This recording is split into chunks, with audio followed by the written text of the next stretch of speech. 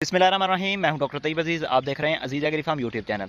आज हम अपने अजीज़ एग्री फार्म पर लगाए गए 1885 के खेत का विज़िट कर रहे हैं, तो आपको भी दिखाते हैं।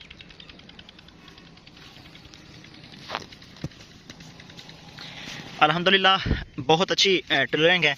टिलरिंग में भी कोई कमी नहीं है इसकी। और सबसे बड़ी बात, इसकी रंगत बहुत अच्छी है।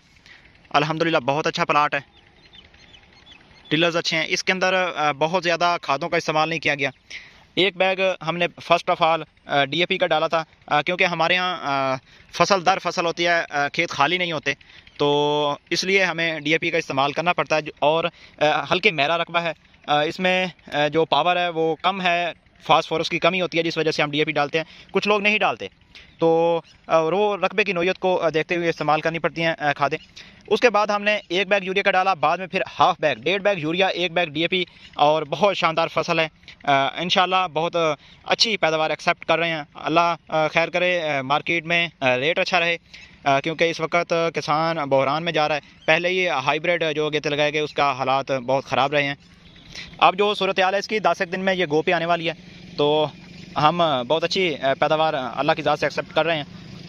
आप दोस्तों का बहुत